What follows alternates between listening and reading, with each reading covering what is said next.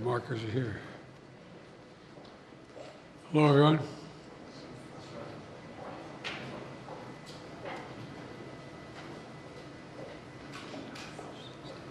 You got everybody?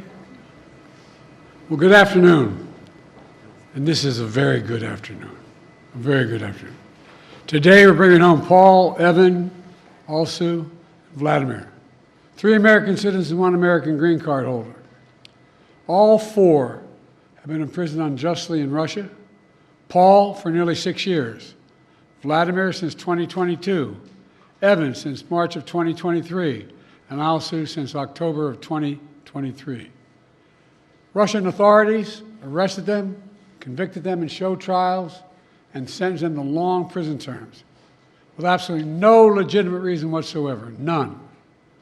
Paul, a former Marine, was in Russia for a wedding. Evan, a journalist with a Russian, in Russia, was in Russia, assigned by the Wall Street Journal. Alsu, also a journalist, was in Russia to see family. All 3 falsely accused of being spies. And Vladimir was a Russian citizen by birth and holds an American green card. He's a Pulitzer Prize-winning journalist and was a pallbearer at my friend John McCain's funeral with me. He spoke out against Putin's regime, and for that he was convicted of treason. And now, their brutal ordeal is over, and they're free. Moments ago, the families and I were able to speak to them on the telephone from the Oval Office. They're out of Russia. Earlier today, they were flown to Turkey, and soon they'll be wheels up on their way home to see their families. This is an incredible relief for all the family members gathered here. It's a relief to the friends and colleagues all across the country who've been praying for this day for a long time. The deal that made this possible was a feat of diplomacy and friendship. Friendship. Multiple countries helped get this done. They joined a difficult, complex negotiations at my request. And I personally thank them all again. And I've thanked them personally, and I'll thank them again. All told, Russia has released 16 prisoners. 8 Russians who are being held in the West will be sent home as well. These 16 prisoners from Russia that Russia has released include 4 Americans, 5 Germans, 7 Russian citizens who are political prisoners in their own country. One of those Russians runs a human rights organization, Memorial, which won a Nobel Prize in 2022. Putin threw him in prison for voicing opposition to the war in Ukraine. 4 others work with Alexei Navalny, a political opposition leader who died in Russia prison this year. Now they can live safely abroad and continue their work of advocating for democracy if they so choose. This deal would not have been made possible without our allies. Germany, Poland, Slovenia, Norway, and Turkey, they all stepped up, and they stood with us. They stood with us. And they made bold and brave decisions, released prisoners being held in their countries who were justifiably being held, and provided logistical support to get the Americans home. So for anyone who questions whether allies matter, they do. They matter. And today is a powerful example of why it's vital to have friends in this world. Friends you can trust, work with, and depend upon, especially on matters of great consequence and sensitivity like this. Our alliances make our people safer, and we began to see that again today. Let me say this. It says a lot about the United States that we work relentlessly to free Americans who are unjustly held around the world. It also says a lot about us that this deal includes the release of Russian political prisoners. They stood up for democracy and human rights. Their own leaders threw them in prison. The United States helped secure their release as well. That's who we are in the United States. We stand for freedom, for liberty, for justice, not only for our own people, but for others as well. And that's why all Americans can take pride in what we've achieved today. I want to thank everyone in my administration who helped make this happen. Our work did not start just on day one. It started before day one. During the transition, I instructed our national security team to dig into all the cases of hostages being wrongfully detained, which were inherently, well, we inherited them from the prior administration. I wanted to make sure we hit the ground running, and we did. As of today, my administration has brought home over 70 Americans who were wrongfully detained and held hostage abroad, many since before I took office. Additionally, I issued an executive order in 2022 authorizing penalties like sanctions and travel bans on those who hold Americans against their will. And my State Department has introduced new warnings for Americans about the risk of being wrongfully detained by a foreign government. Deals like this one come with tough calls, and there are never any guarantees. But there's nothing that matters more to me than protecting Americans at home and abroad. And so we'll continue to work for the release of all wrongfully detained Americans around the world. Let me end where I began, with Paul, Evan, and also Vladimir and their families.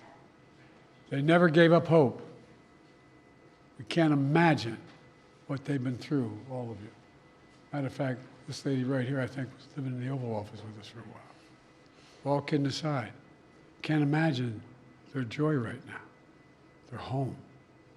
Tomorrow's a big day, the 13th birthday of Miriam. Miriam, where are you?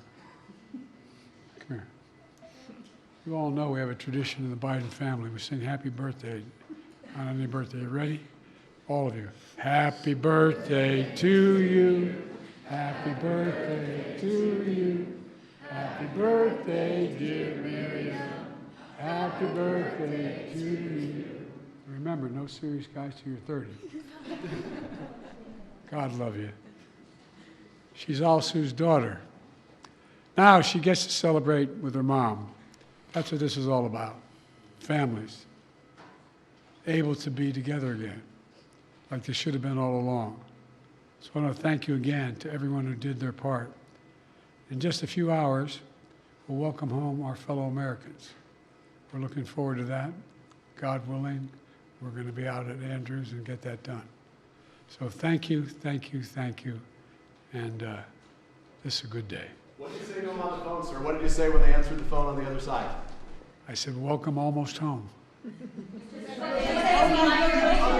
do you keep countries, these so-called abductor states, from simply taking more Americans in order to get more of their prisoners home? How do you end these perverse incentives, sir? Well, we're advising people not to go certain places. Tell them what's at risk, what's at stake. Mr. President, where are you at these negotiations, and can you speak to the complexity of working with 6 countries to secure these releases? Well, look, I'm not going to take the time now, but I'll do this later in the week. I particularly own a great sense of gratitude to the Chancellor. The demands they were making of me required me to get some significant concessions from Germany, which they originally concluded they could not do because of the person in question. But everybody stepped up. Poland stepped up, Slovenia stepped up, Turkey stepped up. And it matters to have relationships. It really does. These things matter. Pardon me? Could this improve relations with Russia? Is there any avenue for that after this prisoner exchange deal? As my sister might say, your lips to God's ears, man. Did you ever speak with Vladimir Putin about this, or would you be willing to speak with Putin now directly? I don't need to speak with Putin. Anyway, How did you weigh that decision of letting somebody out who sounds like got away with murder tonight? I got home innocent people. Thank you. All right. Thanks, everybody.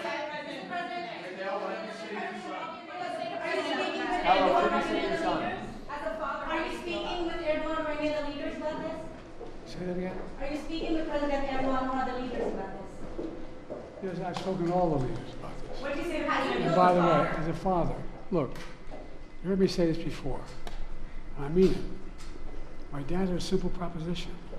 Family is the beginning, the middle, and the end. Blood of my blood, bone of my bone. I can think of nothing more consequential. I mean it sincerely. And having lost family, not a different way, and not knowing what's happening, the circumstance when they're accidental, the health, it matters.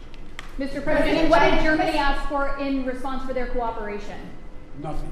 President What did Chancellor Scholz say? President Trump has said repeatedly that he could have gotten the hostages out without giving anything in exchange. What do you say to that? What do you say to President Trump now, former president? Why didn't he do it when he was president?